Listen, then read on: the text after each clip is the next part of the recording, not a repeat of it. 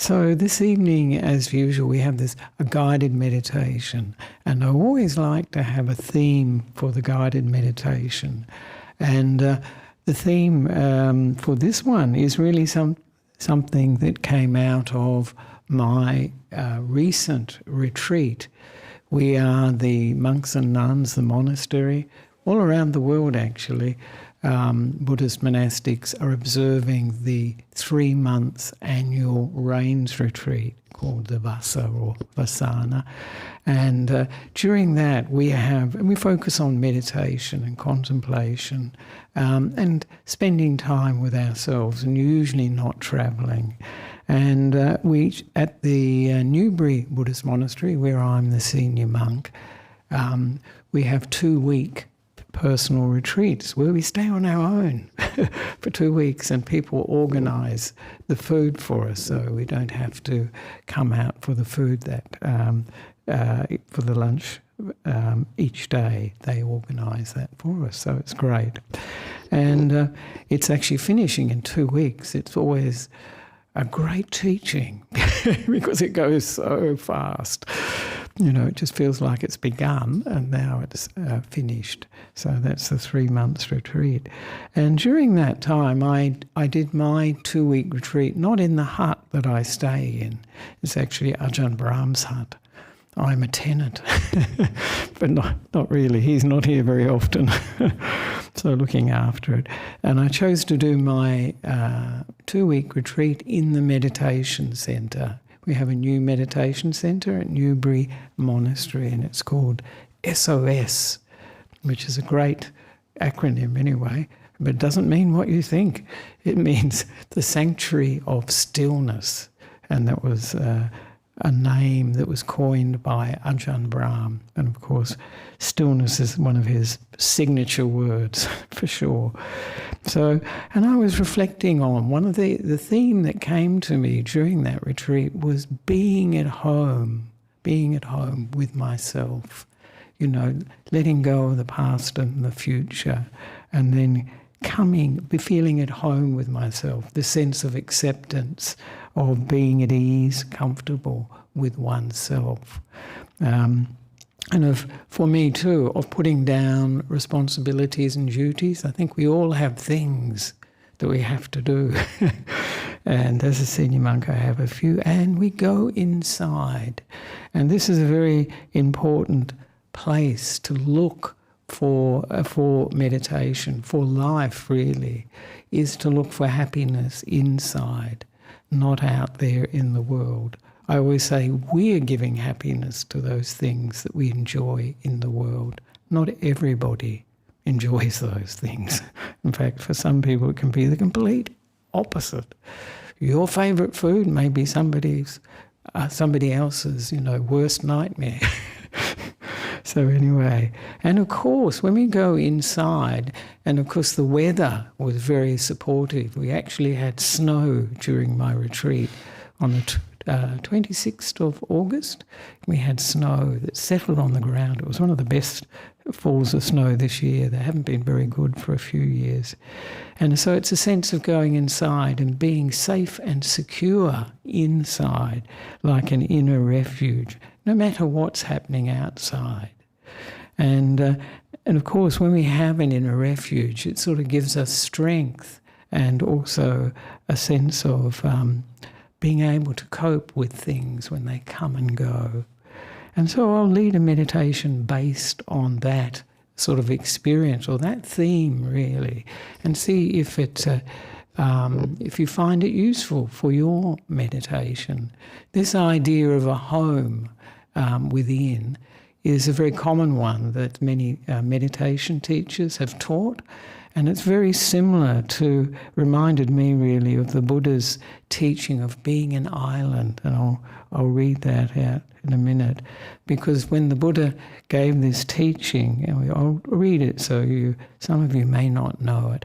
It's from the Mahaparinibbana Sutta. When the Buddha was passing away, it was about like a whole year of his life, but this is getting very close to the end when he announces that in 3 months he'll pass away. And he says so Ananda, and this is his personal attendant, for 25 years he looked after the Buddha, not bad. And he said, so Ananda, live as your own island, your own refuge, with no other refuge. Let the teaching be your island and your refuge, with no other refuge. And so it's a great teaching, really, and of course very appropriate because the Buddha was about to pass away. So he was giving, encouraging his disciples to really develop that self-reliance, that independence of being an island. And the image of an island in Buddhism is really being above the floods. When rivers flood, the island is a safe place. And the big floods in Buddhism, of course, are sensual desire is a big flood. The anger, ill will, all these things, they sweep us away. So this is like a place of safety, an island in the stream, in the river. So, and this home within yourself, of course, is really a place where we can be at peace with us, or develop peace with ourselves. And of course, a sense of acceptance of how we are here and now, at this moment, at this time. And then we can feel that this is a place we can take with us wherever we go. I see people in the world building the dream home. Do you know people who are building the dream home? It must drive them crazy, actually, I think, because they're seeking perfection and they're seeking a place that is like a sanctuary, a place that they can be really peaceful, free of all the problems of life. Do you think that works? Do you think once you get your dream home, things are all hunky-dory and happy ever after? And of course they're not. The house, the dream home will start to deteriorate. Relationships will be affected. I think some of these dream homes usually split up relationships because they are so much of an obsession for people. We have somebody near us who's built the dream home. Now he's selling it. But I say, develop the dream home inside. And then you can take it anywhere you go. And that's a much better proposition. And it's a real refuge in ourselves. So this is the idea of this home within, being at home with yourself. So, and how do we do that? It's a nice idea, isn't it? But how do we do it? And of course, the Buddha, he gives a teaching about it, and he says that he says this is continuing actually from what I read out before. So Ananda, live as your own island, your own refuge, with no other refuge. Let the teaching, this is Dhamma, be your island and your refuge, with no other refuge. And then he says, very practical, the Buddha was, and how does a meditator do this? Very important. How do we become an island for ourselves, with like a refuge, with no other refuge? And of course, then he says, it's when a meditator meditates by observing an aspect of the body. And this is with the way we observe is keen, aware and mindful, rid of desire and aversion for the world. And then he continues, they meditate observing an aspect of feelings, in the same way, an aspect of the mind, and then an aspect of the teachings, keen, aware and mindful, rid of desire and aversion for the world. Do you recognize this, what the Buddha is talking about? I think some of you probably recognize it. 4 focuses of mindfulness, or 4 foundations of mindfulness. Some people may think mindfulness is only one thing, but the Buddha said we can be mindful of many things, actually. Mostly, I think, in the mindfulness movement, it's about the present moment, and of course, that's really important. But here the Buddha is talking about being mindful, using the body as a focus for our mindfulness, for being present with the body, with what's happening with the body. And one of the favourite meditations of the Buddha was the breath meditation. And this is something that's really is present. It's here and now. It's always here and now. It's never in the past or in the future. And so there are many things we can be mindful of about the body. And the Buddha was teaching, the different postures we have, standing, walking, sitting, or lying down. We can be mindful of that. Use that as the anchor for our awareness.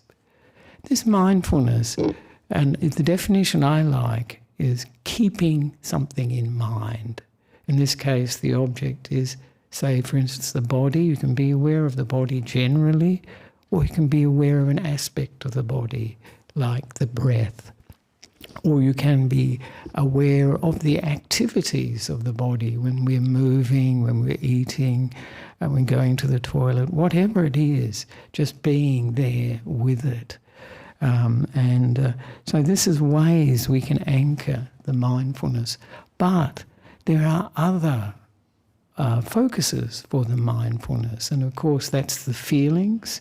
When the Buddha mentions feelings, he's not really talking about emotions. He's talking about whether our experience at this present moment is pleasant, unpleasant, or neutral.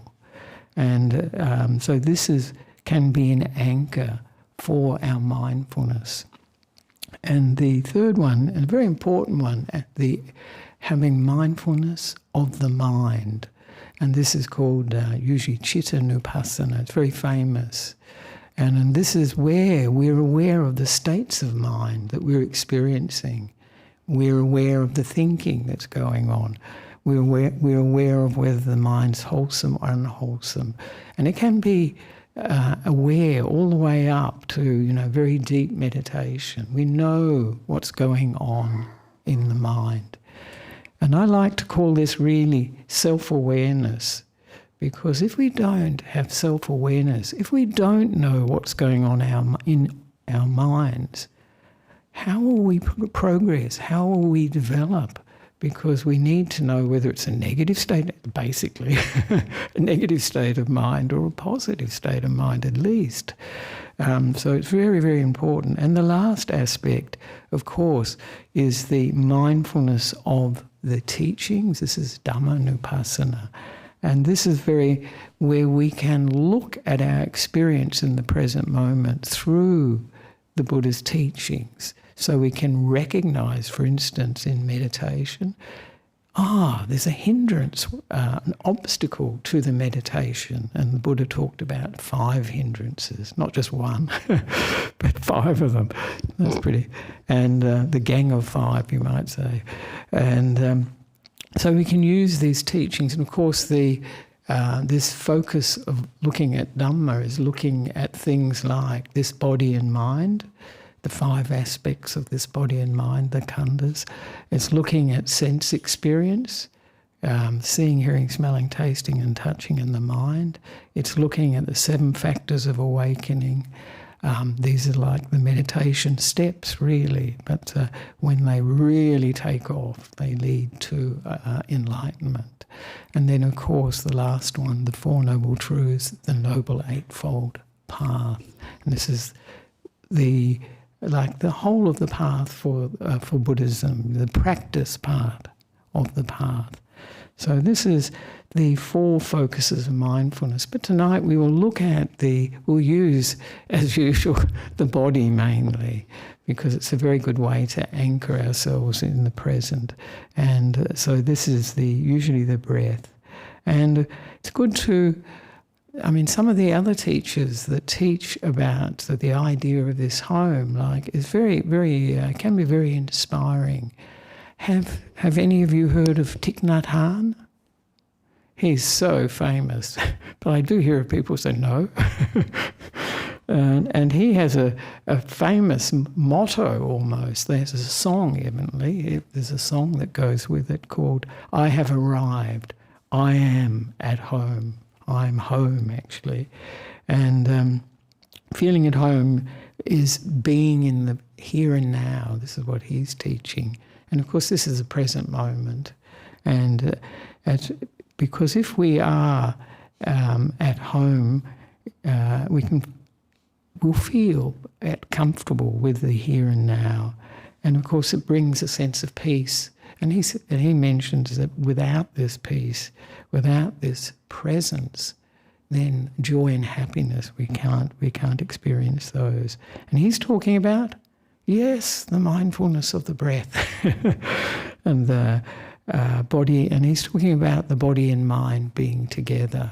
One of his teachings I can really relate to, because he says sometimes people are on computers for 2 hours at a time and they have no awareness of the body at all after those 2 hours. They're just absorbed into the computer, what they're working on. So this being body and mind together is quite an important thing, that especially with the internet we have these days, because we can really absorb in it and not be present with the body and be really alive in the present moment. And one of my teachers said it was like when we're like that, when we don't have an awareness, we're like zombies, automatons. And so when we breathe in and breathe out, then we can be at home in the present moment, in the here and now. So this is a very nice teaching about being present, making the present moment our home. Sometimes I think the present moment's interesting. If with the present moment, it's not usually very complicated. It's not usually, terrible things happening in the present moment. It's usually fairly straightforward, ordinary, and peaceful, actually. And when we're free of the past and the future, that's another story. Because I can either, the past we can regret, or we can have fond memories. And the future, wow, we can worry, we can plan, we can get anxious, we can get fearful, we can get excited too sometimes.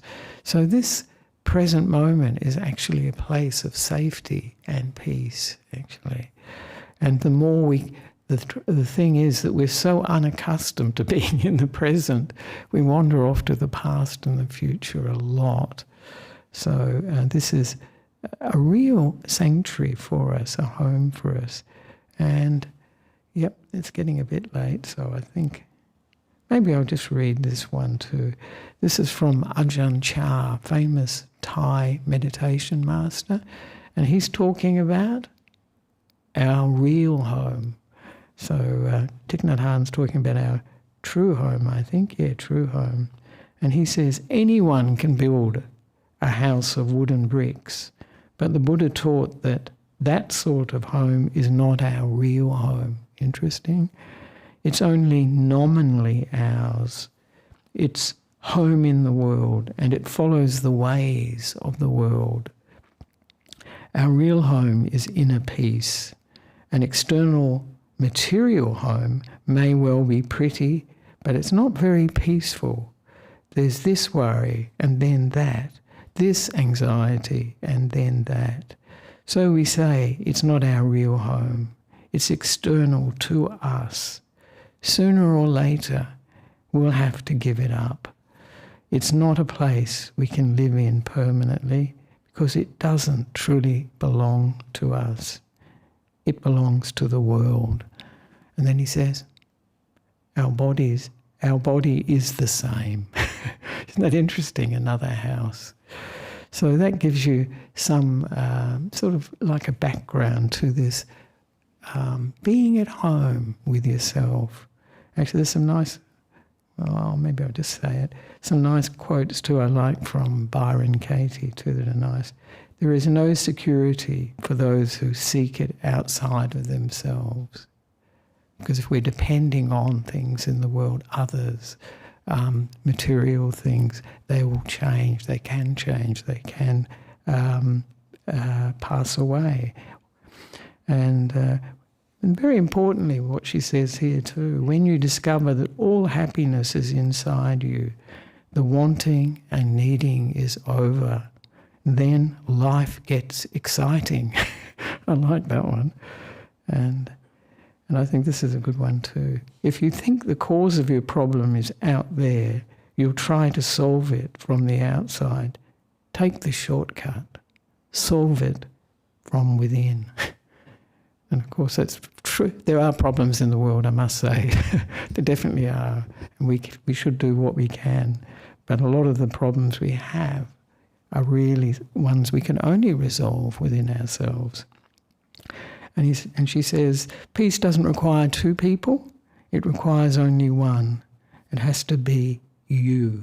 The problem begins and ends there. So that's the introduction to the meditation, being at home with yourself.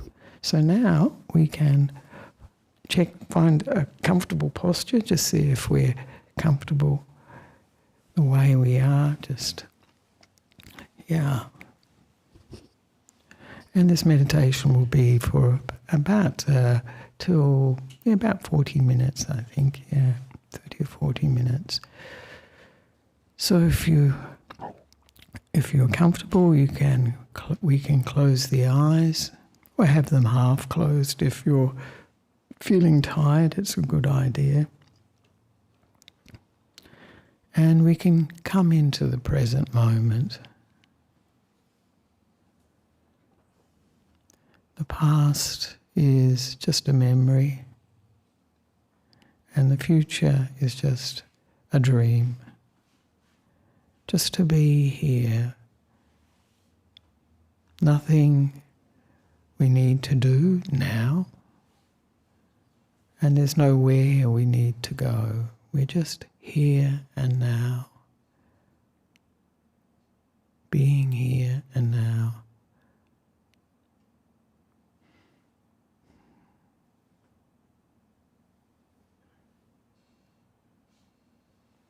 And we can have this intention of developing this theme of being at home with yourself, finding this safety, this security in the present moment, accepting ourselves as we are now, this moment. And being at peace with ourselves, finding we are safe within. And we can let go of all those responsibilities, those things we have to do for this time.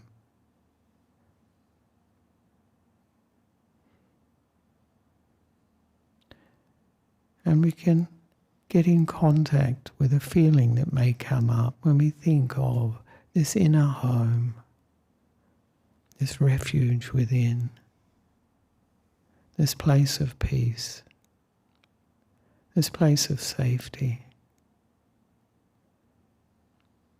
It's always there for us when we give it attention.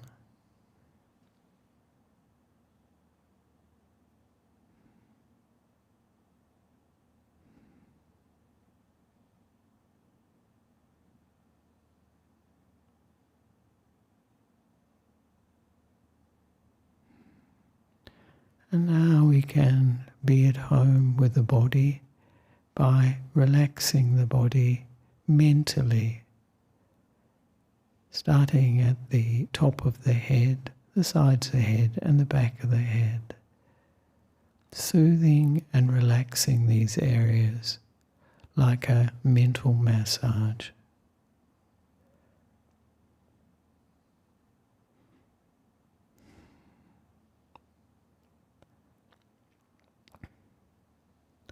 And then moving the attention down the face, the forehead, round the eyes and around the mouth, soothing and relaxing these areas, giving this warmth and kindness,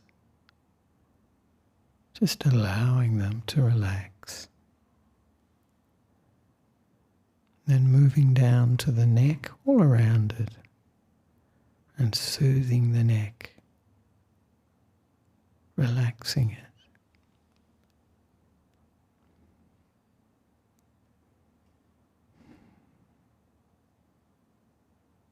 Now, bringing to mind the right shoulder, starting at the neck, and then moving the attention like a mental massage along the right shoulder, allowing any tension to relax, reduce, soothing the right shoulder.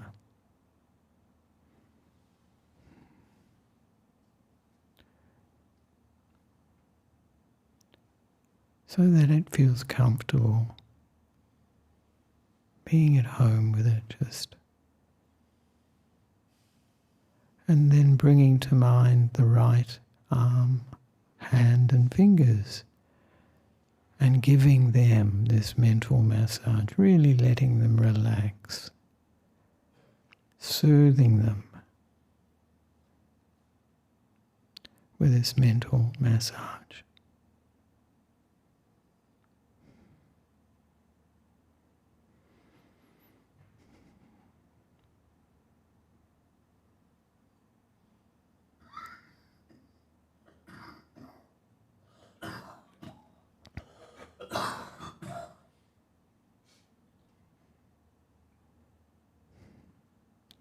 And now bringing to mind the left shoulder, starting at the neck and moving our attention along the left shoulder, soothing it with this mental massage, making it comfortable, at ease.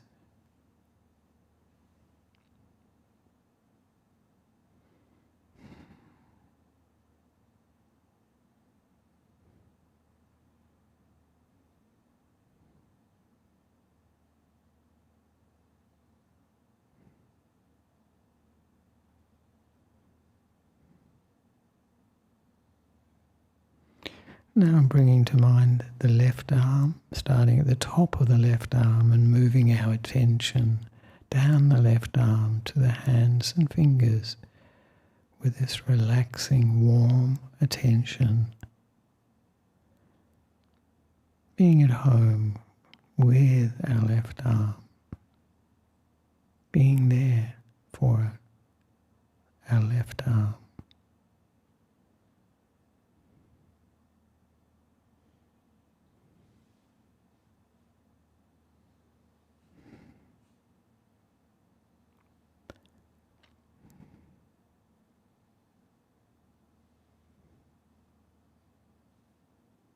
Here in the present moment.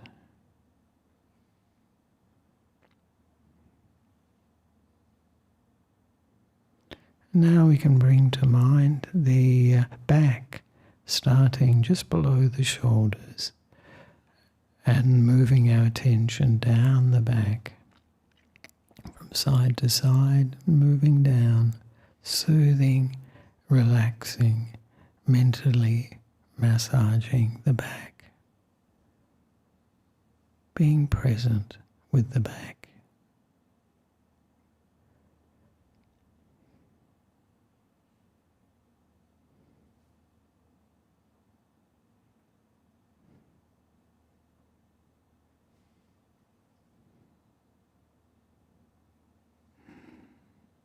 Making it comfortable, soothing it, healing it with this kind attention.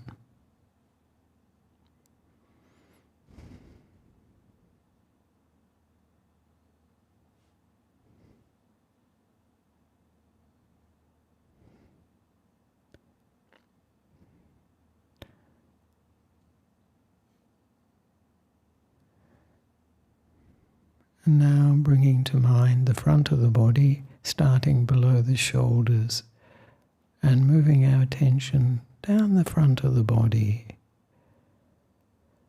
soothing, relaxing, giving this mental massage to the front of the body, the chest, the stomach area, the abdomen. Giving extra attention to any areas that are tight, a little bit sore or painful. Relaxing around them, that area.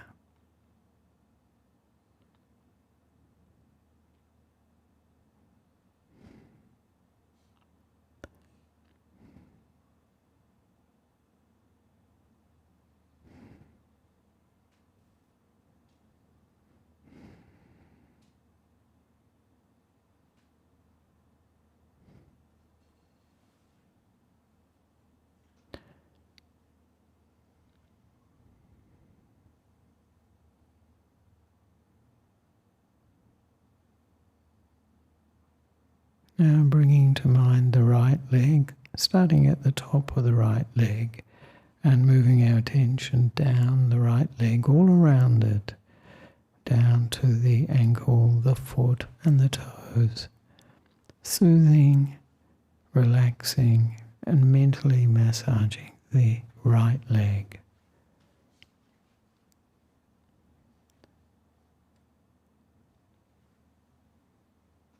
So that any areas that are sore, uncomfortable, can relax, can be soothed.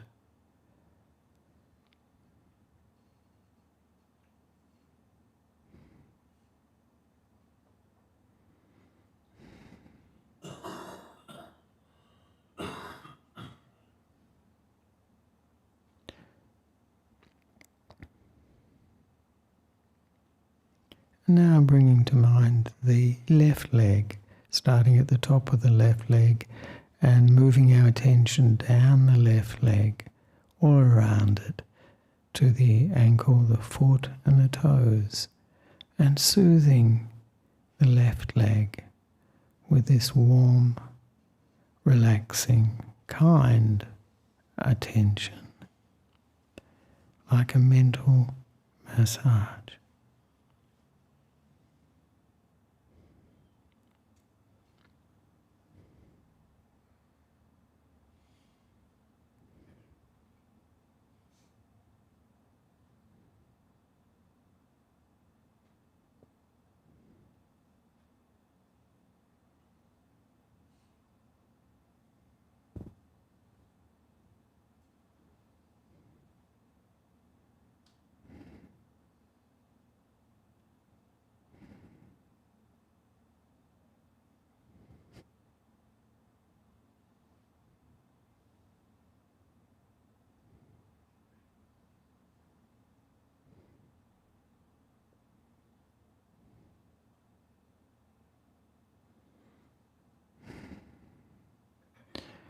And now we can be aware of the body just sitting here, hopefully comfortably in the present moment. And this present moment is our real home. It's where we live, where we are alive. The past has happened. The future hasn't arrived. This is where we live. This is our home in the present moment. And we can be aware of whatever is coming and going. Sounds of the voice, sounds of cars, the air conditioner, the temperature, feelings in the body, the breathing, many things, the feeling of the clothes on the body. Here in the present moment, we're at home. There's nothing we have to do and nowhere we have to go. Just to be here with ourselves in the present moment like a home.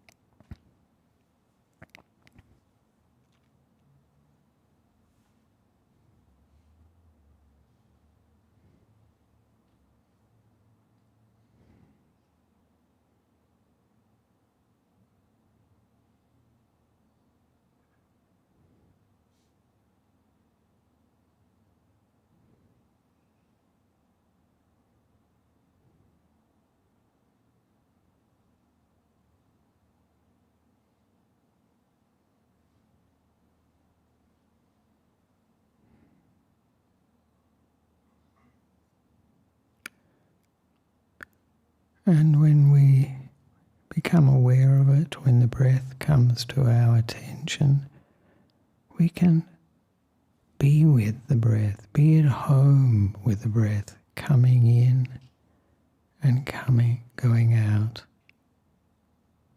You can have this feeling of being at home with the breath as we breathe in, and this feeling of being at home with the breath as we breathe out, as the body breathes out. Just breathing in and breathing out, being at home with the breath here and now.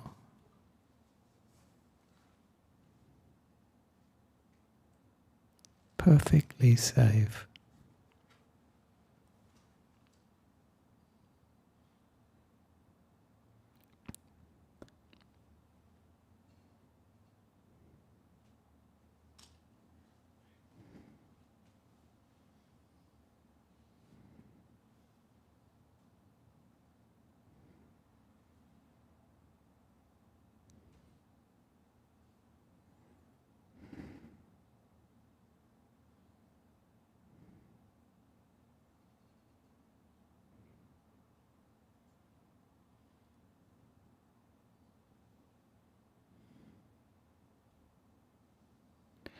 And we can be aware of the breath in the center of the chest. It's quite a good area as we're breathing in, being at home, breathing out, being at home,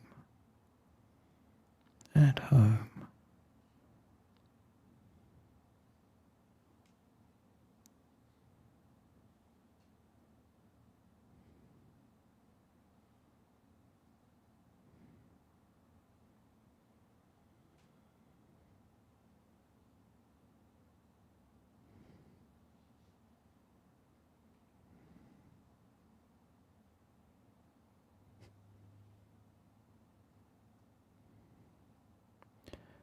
And if the mind wanders off, we can just remember, at home, and return to breathing in at home with this feeling of being at home, being ourselves, being inside, being safe and secure, breathing it out at home with myself, with yourself.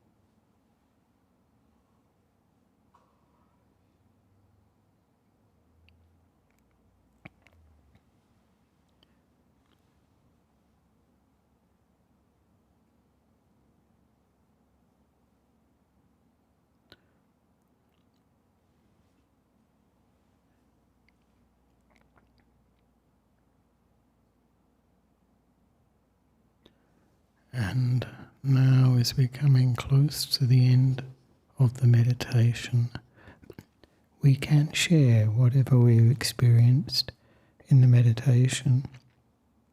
Maybe a little bit more peace, more stillness, feeling very relaxed, being ourselves, being at home for yourself. Share it with everyone that's here in this hall.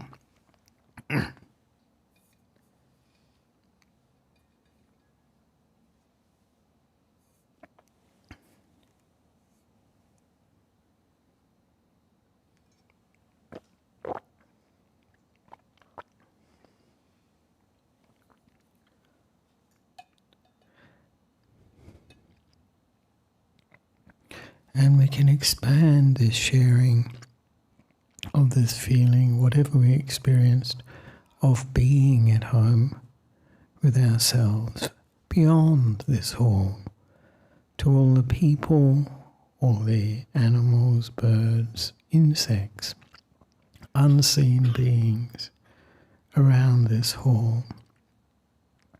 And we can continue to expand the sharing of this feeling of being at home with yourself further and further,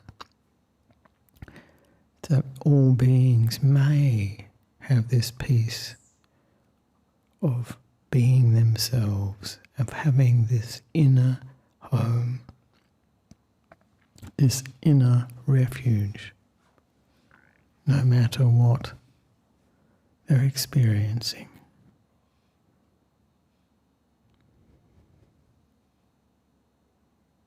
Sharing it.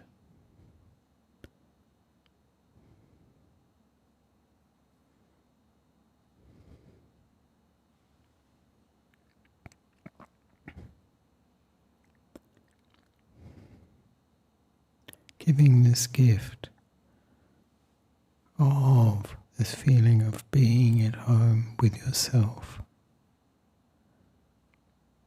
Sharing it with all beings.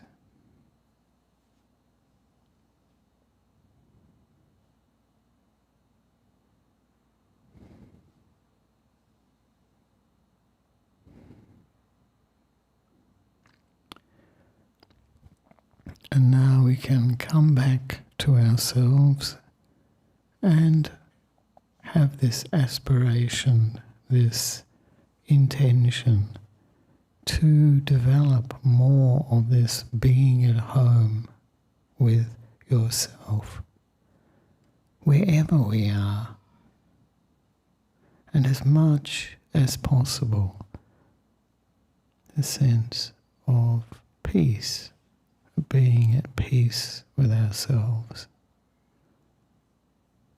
being safe and secure, having this inner home within.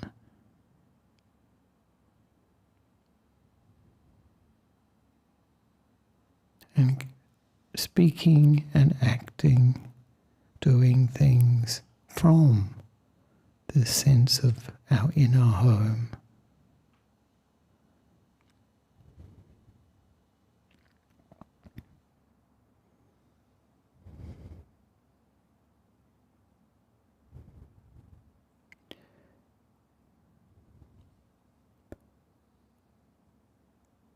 So that at any time we can remember this inner home, the present moment, with whatever we're experiencing, the breath, the body, just here in the present moment,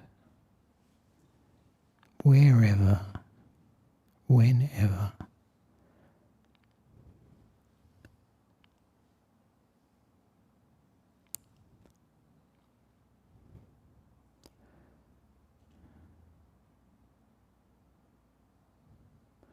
And as we're coming close to the end of the meditation, we can reflect on how it was for us. Did we feel this sense of being at home with yourself, Just being ourselves, relaxed, comfortable.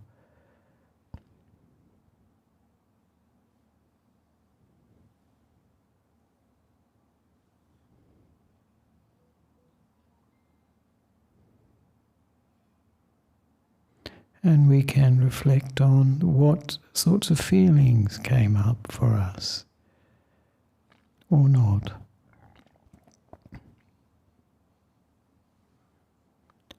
And also what caused those feelings to come up. This feeling of being at home with yourself.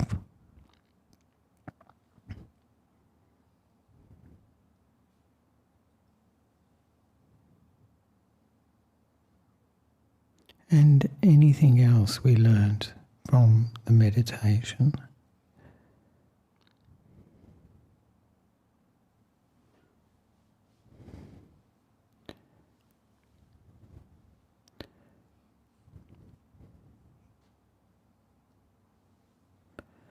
And now I'll ring the bell 3 times, and on the 3rd time, if you like, if you wish, you can come out of meditation, slowly moving the body, opening the eyes.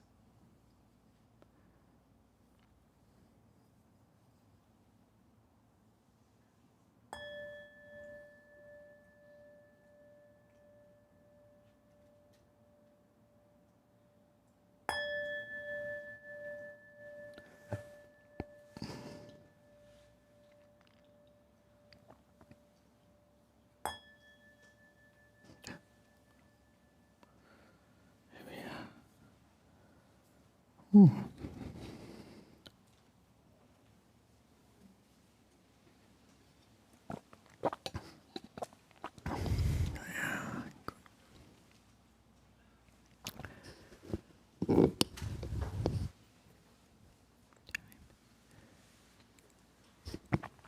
Langdon, yes. See you, Paul. Welcome back.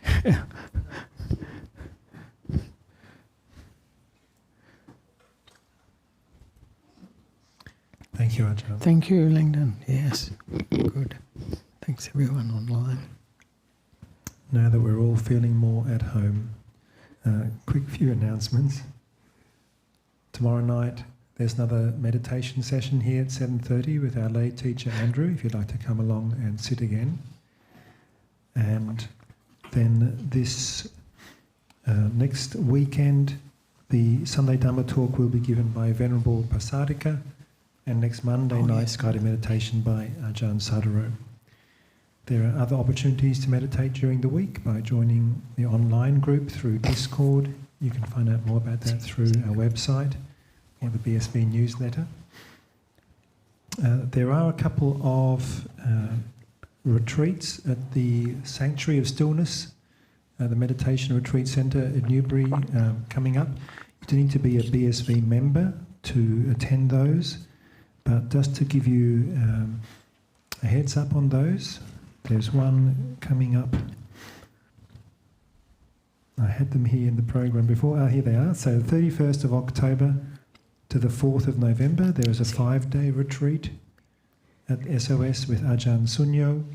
And then at the end of January, at the Australia Day weekend, 23rd to 26th of January, there's a 3-day, like a weekend retreat with Ajahn Madito. So more information about those upcoming in the newsletter or the BSV website. A wonderful way to extend your practice by going and spending a few days dedicated to meditation. They're all the announcements we have. Good. Nice short announcements tonight. So are there any questions here in the hall? Does anyone have a question? You can raise your hand. Just with regards to being a member of the BSV, can you be a member of the BSWA? Is that okay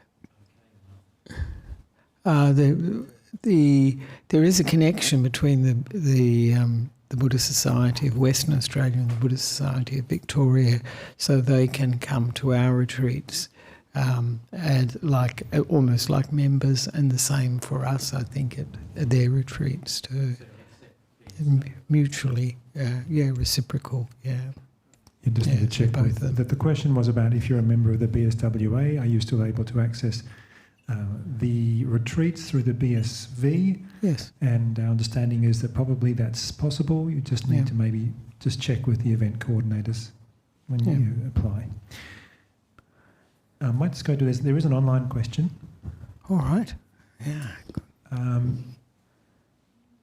There are a few actually.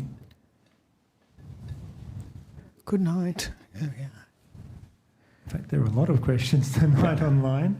The first one is, can we transfer merit share to others through meditation practice? And if so, how?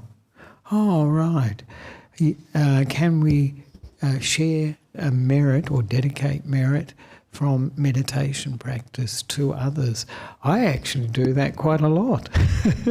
After I meditate, I bring to mind, those that have passed away and those that are going through difficulties, and also share it with any unseen beings. We talk about, heavenly beings, spirits, and also all beings, really, sattva.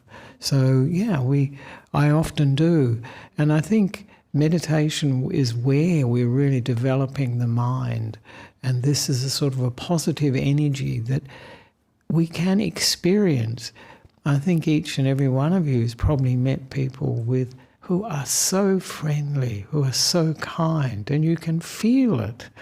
And this is a mental quality that they've developed as part of their character perhaps, but they may have developed it. This is what the Buddha is encouraging us to do, develop really positive, wholesome qualities.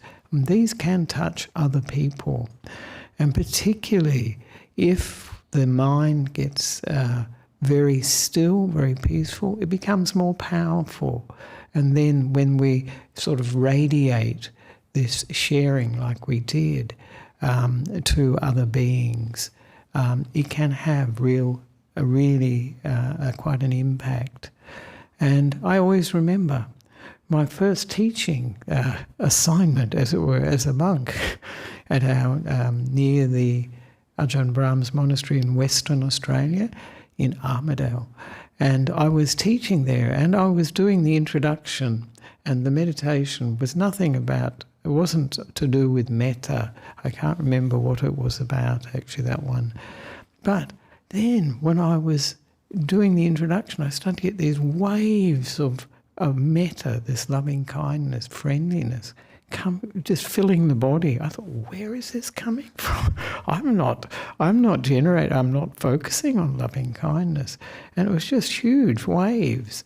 I call it 240 volt loving kindness or friendliness, goodwill.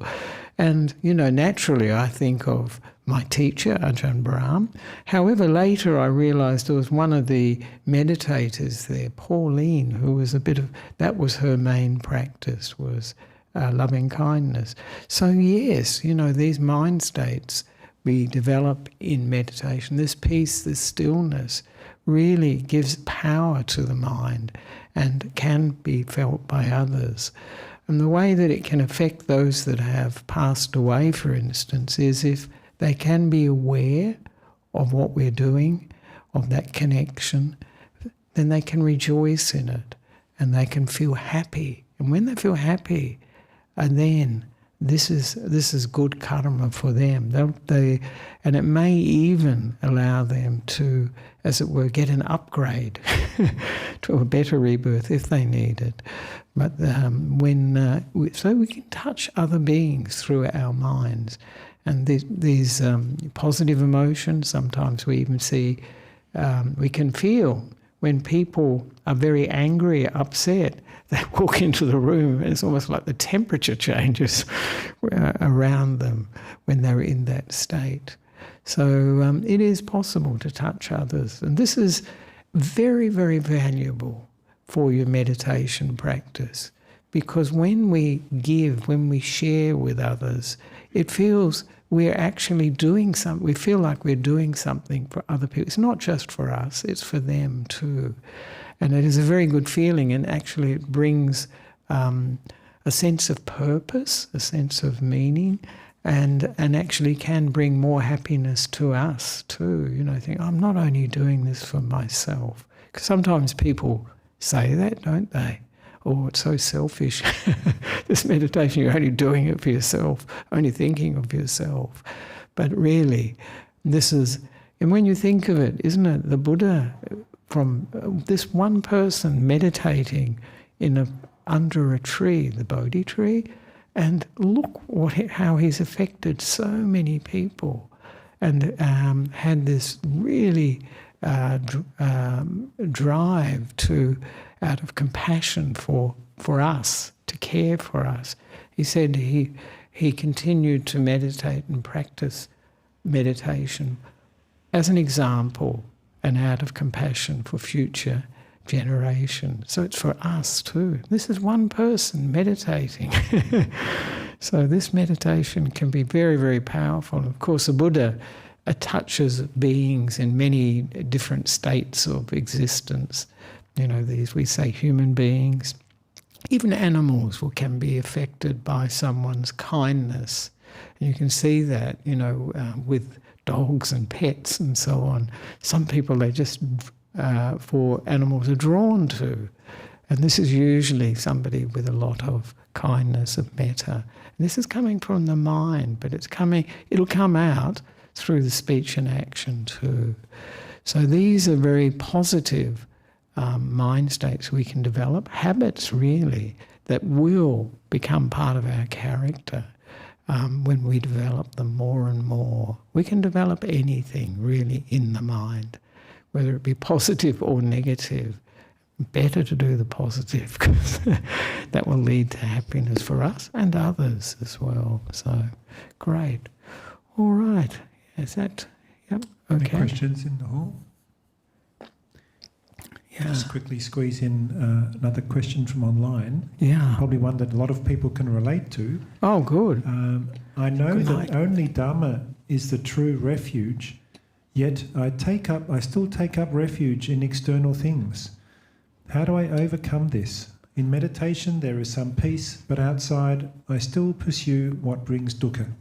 Yeah, it's habit.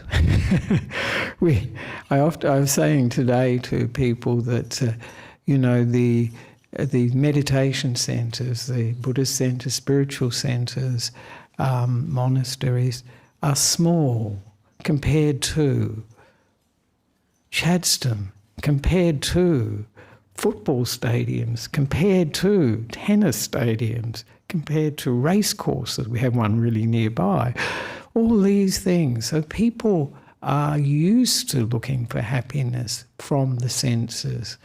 And this is what they are pursuing a lot of the time. But I have a lovely story about that, which I tell very often, which is the story of Nissarano, this Sufi holy man, but he's a very funny holy man, really.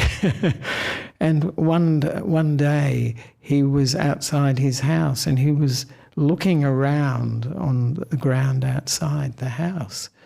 And his neighbour saw this and came out and said, Nissarano, what are you looking for? And he said, the key to my house. And so they looked everywhere for this key to his house. And then his neighbour said to him, after some time, do you know where you lost the key to your house? And Nissarano, being Nissarano, he said, yes. And the neighbour said, where did you lose it? Inside the house. And he said, why are we looking outside the house then? And Nissarano, being Nissarano, he said, because the light's much better out here.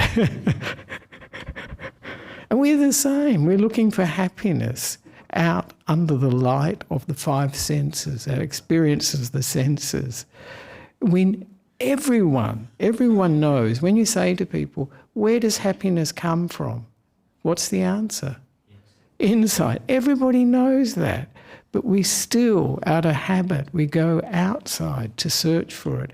And it's always, as Byron Katie, this American teacher who's somewhat Buddhist, she says her teaching's about the ending of suffering, but it's really to do with the ending of suffering, of some of the views and opinions and ideas we have about ourselves. But this, when we look for happiness out in the world, it's a lot of work. It's a lot of work. There's a lot of disappointment. There is happiness in the world. The Buddha said that. He said there is, but it's nothing compared to the happiness we can find within ourselves. And of course, as I said earlier, we are really giving happiness to the experiences of the world. You know, that food, that sight, those smells, tastes and touches. We're giving the happiness to them. They're not intrinsic. They're not coming from those things. As one of my teachers says, there's no hole in our being where we can push happiness through. It's coming from here out. So this is where we can really develop this real sense of happiness, of being at home with ourselves, and a real sense of sanctuary. So this is why, the reason why we go out to all these sense pleasures, habit. We're used to it. And the nature of our senses really takes us towards repeating again and again the things that we find we enjoy. You know, the pleasures of life. Maybe it's coffee, maybe it's tea, drugs, whatever it is. It leads to a sense of addiction too, and a sense of, often with our sense pleasures, we think, oh, it wasn't as good as last time. That piece of cheesecake or whatever it was, it's not as good as I don't know. And of course, we're looking for happiness from this, and we keep repeating those things because we think this is happiness for us. We have to have this. But it's on offer inside. And of course, these deep meditations that the Buddha practiced, that some meditators practice, this is where incredible happiness is on offer, really. And it's there. It's like, really, we're like projecting, like projectors, projecting the world outside ourselves. We are giving meaning to all these things outside ourselves. There is a real world, but really the world that we experience comes from inside. It's so obvious. You can meet people who are so happy. You can meet people who are so angry. You can meet people who are so miserable, who are so anxious or fearful. All these things. And this is their reality coming from inside. Yesterday I gave a teaching about this. It's called the Buddha's teaching on the 6 sense bases, the 5 senses and the mind. And one of my first teachings at a Buddhist center was this monk saying, each of us is the center of the universe. Great. I thought, wow, that's great. And then he said, our own universe. And that is so true. I mean, sometimes you meet people who are in a totally different world from yourself. And as long as it's a good world or a happy world or a peaceful world, that's fine. But yeah, so this is really where we can find our real home. We can find a real solution to the difficulties of life. They have to really here inside. Yeah. So here we are.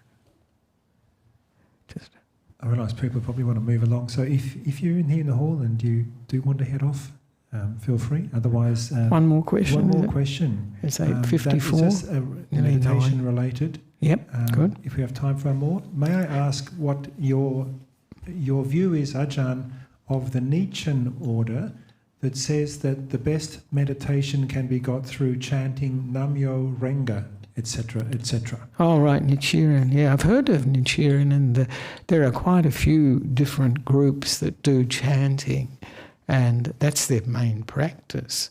But of course, when we chant, it can actually bring them become a focus for the mind, so that it is like meditation. It is a sort of form of meditation.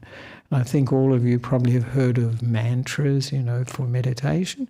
And some of this chanting is a bit like a mantra, and it has a meaning for the practitioner as well.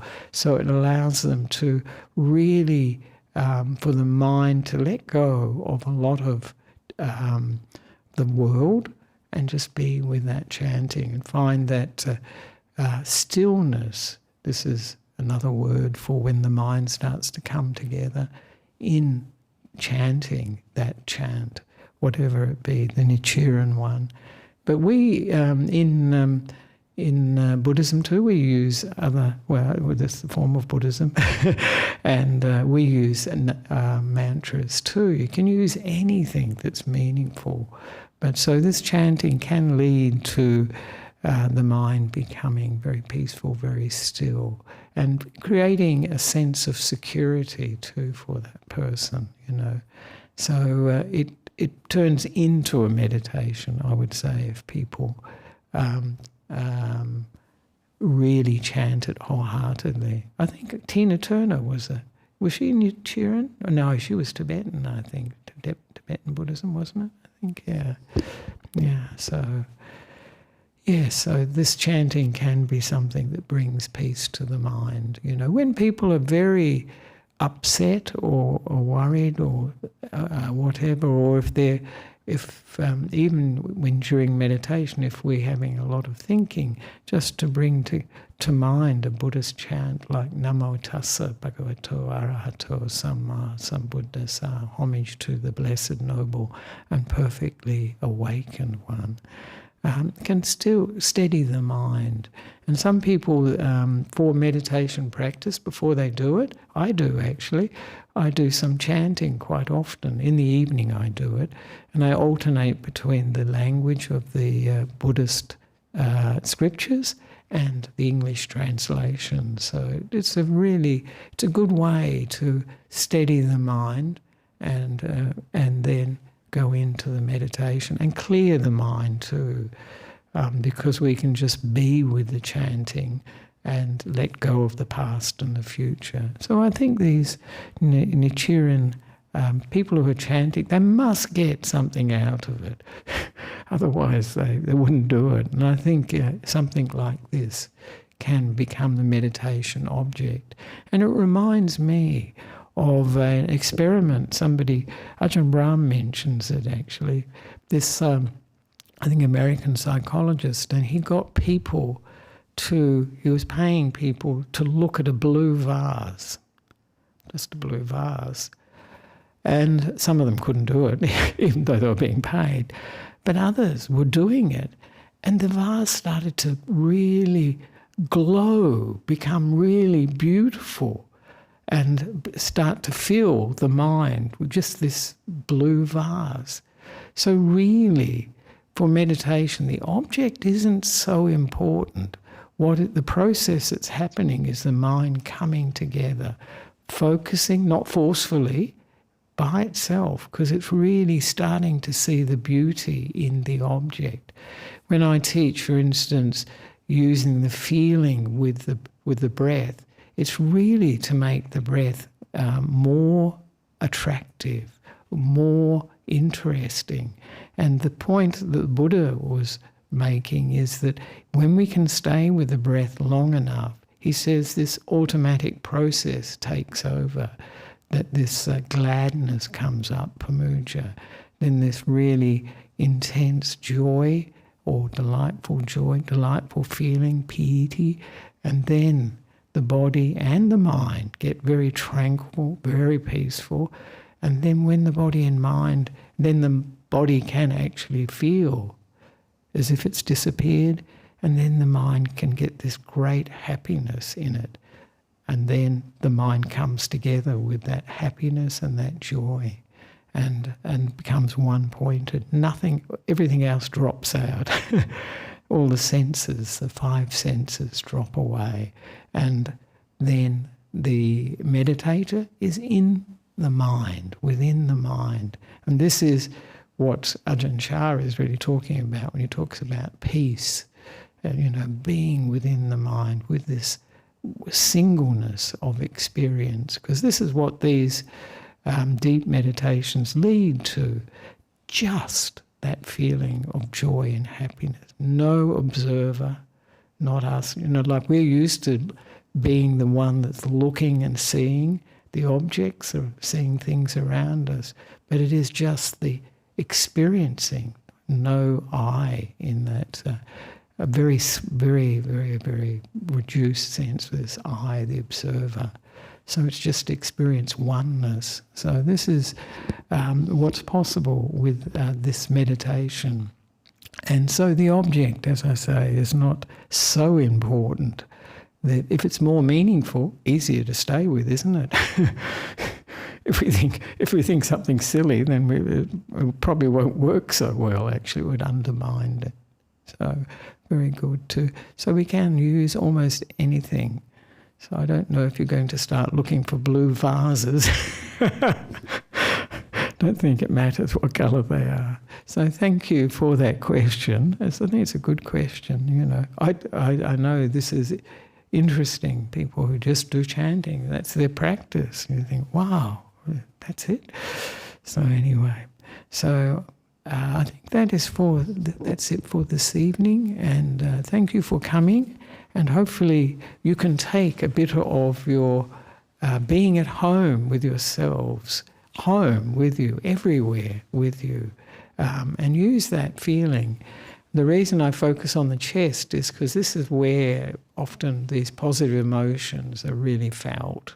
I feel them here anyway. So it's a good anchor for the breath in a sense. It doesn't matter where we experience the breath really, but that's why I use the centre. All right, so good night, and for those who would like to, we can just pay respects to the Buddha, Dhamma and Sangha, where it all came from.